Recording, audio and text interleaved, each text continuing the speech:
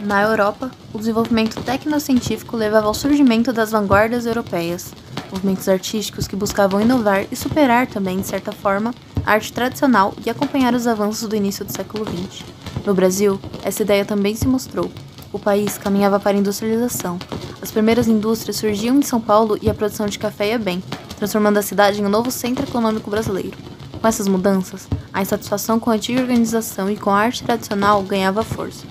Com a influência das vanguardas citadas e o fim das correntes artísticas ligadas ao parnasianismo, simbolismo e arte acadêmica, intelectuais e artistas brasileiros resolveram desenvolver a Semana de Arte Moderna visando a independência cultural, ou seja, retratar os avanços tecnológicos do Brasil desprendendo-se muito do padrão artístico existente, por mais que fosse notável a influência europeia. No meio do caminho tinha uma pedra. Tinha uma pedra no meio do caminho. Tinha uma pedra. No meio do caminho tinha uma pedra. Nunca me esquecerei desse acontecimento na vida de minhas retinas tão fatigadas. Nunca me esquecerei que no meio do caminho tinha uma pedra. Tinha uma pedra no meio do caminho. No meio do caminho tinha uma pedra. Qualquer pedra é o fim do caminho. Realizada entre os dias 13 e 18 de fevereiro de 1922 no Teatro Municipal de São Paulo, apresentando músicas, danças, recitando poemas, exposições, etc., a semana foi um evento tão simbólico que posteriormente começou a ser considerado um marco da cultura brasileira do século XX.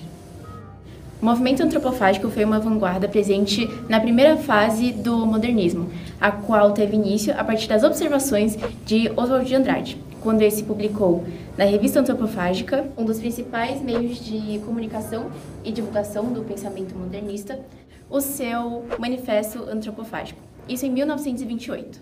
A antropofagia se refere ao ato de comer, devorar a carne. Entretanto, ela se diferencia do canibalismo, pois, nesse ato, o indivíduo come a carne do outro com o intuito de adquirir as suas habilidades. A ideia de Oswald, portanto, era devorar, se apropriar da cultura artística europeia para, por meio disso, regurgitar uma arte nacional, verdadeira e identitária do Brasil. Ou seja, o objetivo era degustar a arte estrangeira, a arte externa, para devolver uma arte, ou melhor, uma cultura de fato brasileira. O movimento antropofágico surgiu como uma continuação do movimento Pau-Brasil, o qual também foi liderado por Oswald e Tarsila do Amaral. Entretanto, esse movimento tinha um caráter mais nacionalista, pautado no primitivismo e livre dos padrões eurocentristas. Caracterizado como uma arte de exportação, deslumbrava o moderno, a tecnologia, a inovação, permitindo uma certa dialética entre o primitivo e o moderno. A antropofagia, no entanto, visualiza o vazio brasileiro, redescobrir a realidade brasileira, a sua própria arte, à medida que devora a arte do outro. Pois para Oswald, o Brasil se trata de uma grande mistura, se trata de uma miscigenação, sendo o contrário a ideia de cultura pura. Nas próprias palavras de Oswald, só a antropofagia nos une, socialmente, economicamente, filosoficamente. Única lei do mundo. Expressão mascarada de todos os individualismos, de todos os coletivismos, de todas as religiões, de todos os tratados de paz. To be or not to be, that is the question. Contra todas as catequeses e contra a mãe dos gracos. Só me interessa o que não é meu. Lei do homem, lei do antropófago. A Semana de Arte Moderna foi realizada por muitos artistas, dentre eles Anita Malfatti, que pode ser vista como uma propulsora do movimento, uma vez que após passar um período estudando com um professor estadunidense, Anita volta com grande influência cubista e futurista. Dessa forma, ela realiza em 1917 uma exposição em que apresenta as suas obras com influências dessas vanguardas europeias. Isso causa bastante estranhamento aqui no Brasil, uma vez que a população e os próprios artistas intelectuais da época não estavam acostumados com o tipo de arte que ela apresentou. Assim, as obras da artista romperam com o padrão acadêmico e tradicional da época, uma vez que ela dava enfoque ao uso de traços bem definidos, à utilização de muitas cores e também expressar o que ela estava sentindo, o que ela visualizava, por meio principalmente da representação não mimética da realidade, ou seja, ela não representava fielmente aquilo que ela estava vendo. Com isso, é visível como a Anita foi capaz de realizar uma cisão com o modo de produção artística de sua época. Muito influente, Anitta inspira artistas até mesmo nos dias atuais, como Heloísa Ariadne. Em suas obras, percebe-se uma docilidade misturada em acidez, trabalhos que vão além da estética, mas que lidam com o emocional e o racional simultaneamente. Em suas obras, mais especificamente, retrata figurativamente uma memória de registro, de pessoas, olhares. Assim como Malfatti, ocorre uma busca pelo figurativo e uma técnica muito marcante com pinceladas livres e cores muito fortes. Assim, seu trabalho se volta em um estudo minucioso do corpo e de elementos naturais como um todo. Outra notícia que participou da Semana de 22 foi de Cavalcante, que assim como Anitta Malfatti e os outros modernistas, tentavam criar uma ideia de Brasil.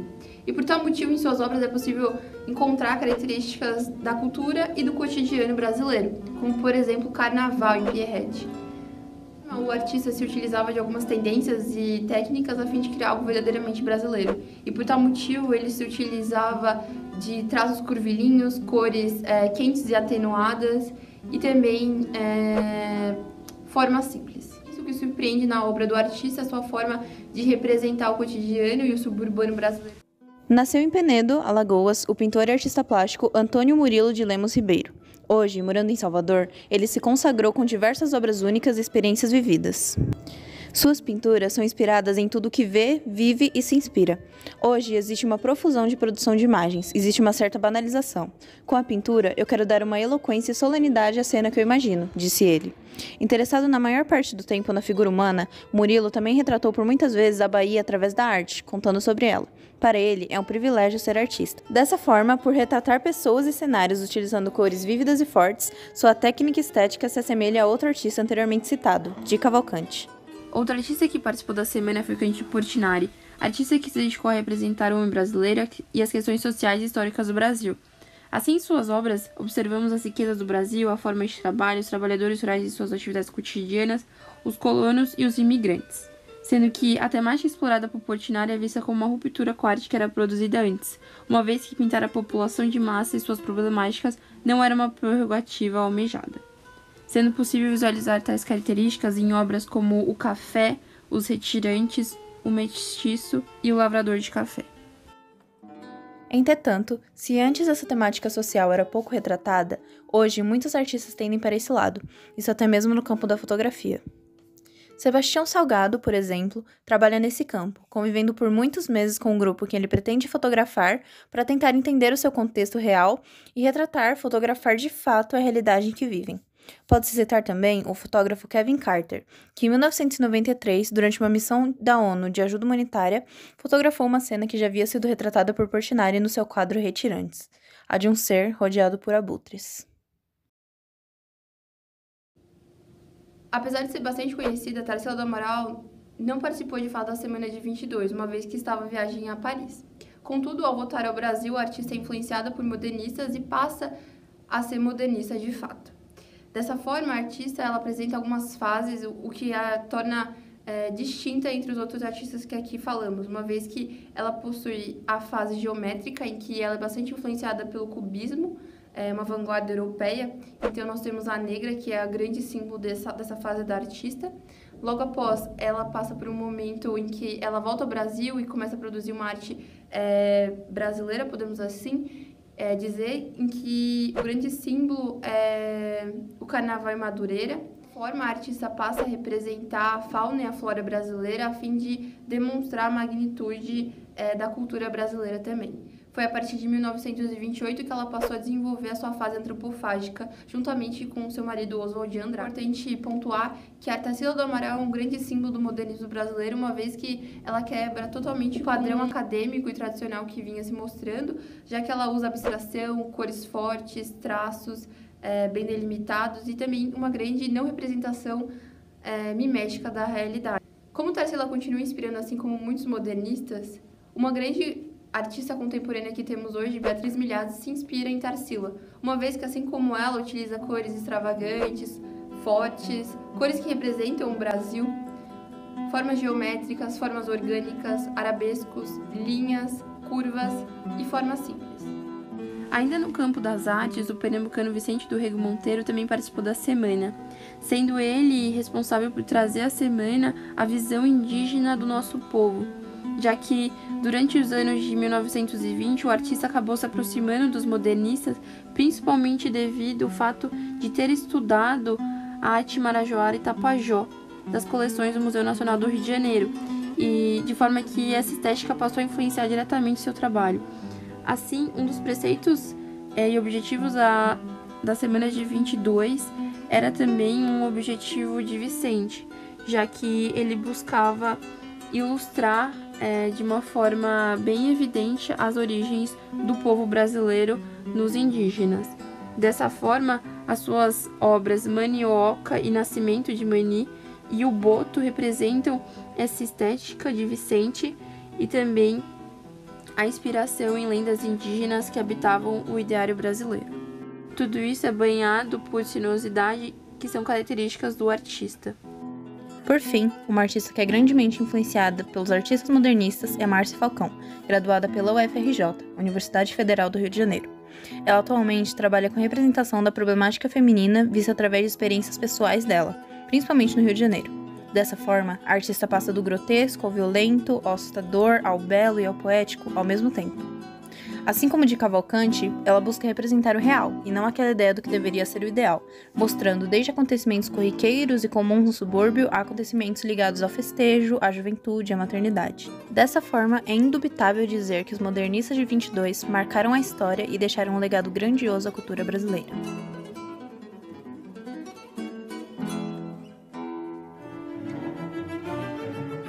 No campo da música, a principal personalidade da Semana de Arte Moderna foi Villa-Lobos, que chocou a todo o seu público com as rupturas e experimentações que a sua música fazia. Ele, por exemplo, utilizou diversos gêneros musicais, incluindo a música erudita misturada com a música popular, e também adicionou elementos sonoros do que seria o próprio Brasil, elementos da fauna, elementos da geografia, elementos, por exemplo, do clima e do folclore brasileiro. Villa-Lobos também, como um moderno, utilizou da antropofagia para criar as suas músicas.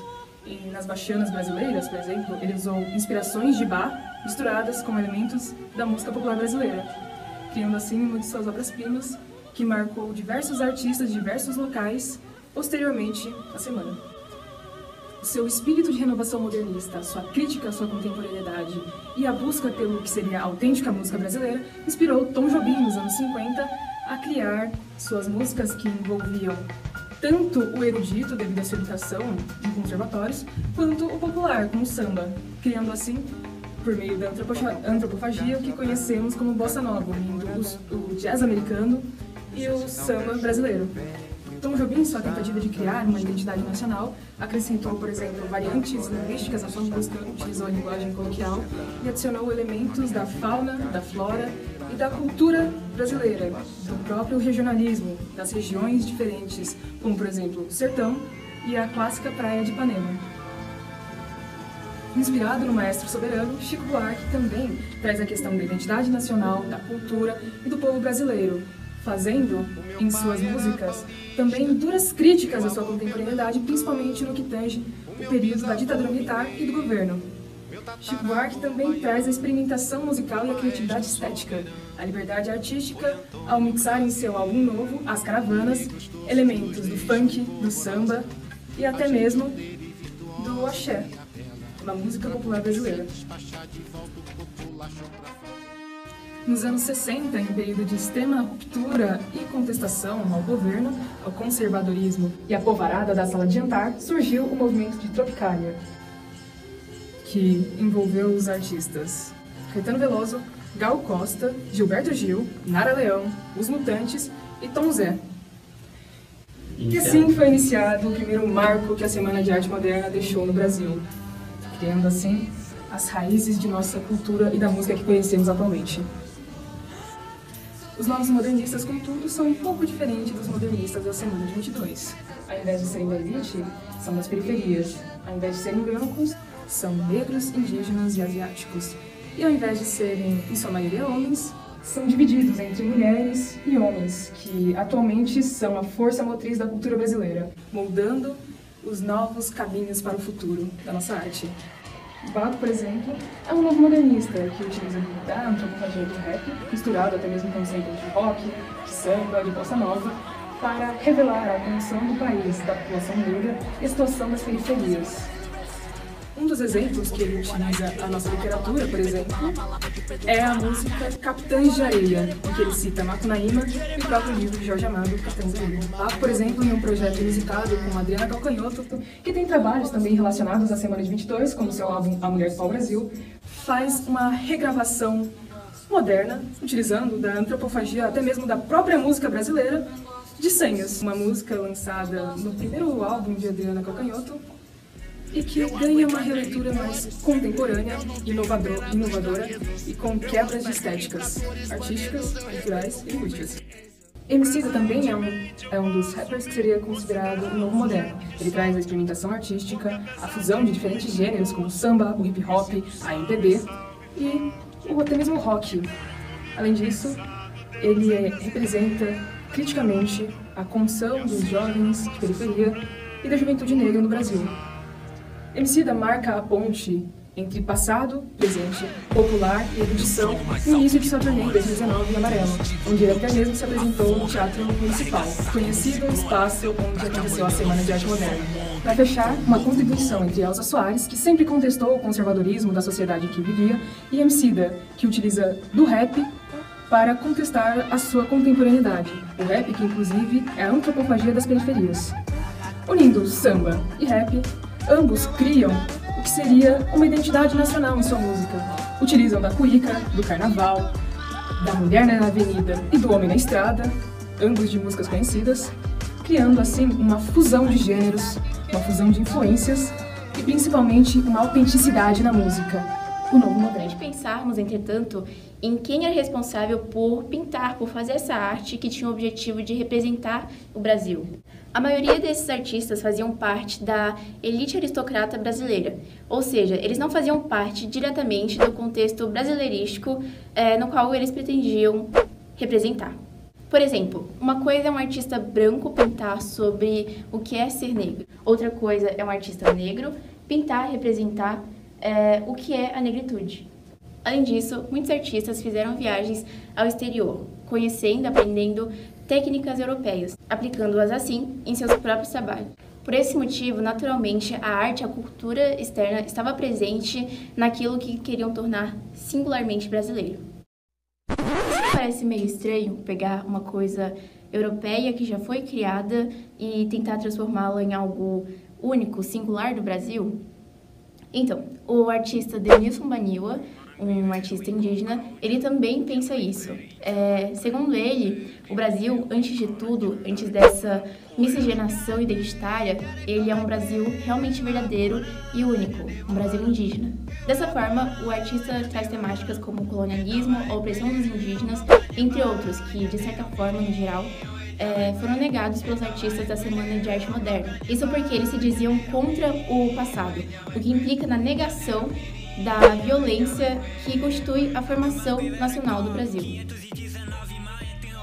Segundo o pesquisador e escritor Rafael Cardoso, as pessoas passaram a tratar a semana como um fenômeno que transformou a história do Brasil, mas ela mal repercutiu na imprensa fora de São Paulo, não teve o impacto que a historiografia lhe atribuiu.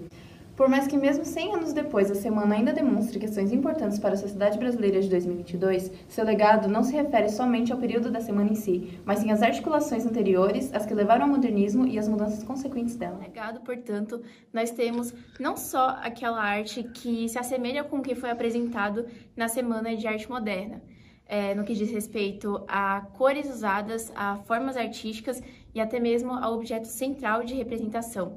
Mas nós temos também aquelas obras que rompem completamente com o que foi apresentado na Semana de 22. O modernismo se mostra para além de uma ruptura, ele se mostra como uma releitura de tudo, já que ele engloba características de diversos movimentos anteriores, como as próprias vanguardas europeias, para vomitar uma herança reformulada, com características a mais. Temos como legado, portanto, a nossa contemporaneidade, que é, de forma sucinta, a junção e o distanciamento simultâneos da história da arte. É de se esperar, assim, que surjam outras semanas de arte moderna, ou que esse movimento que completa 100 anos se perpetue pelo futuro, contestando a nossa contemporaneidade.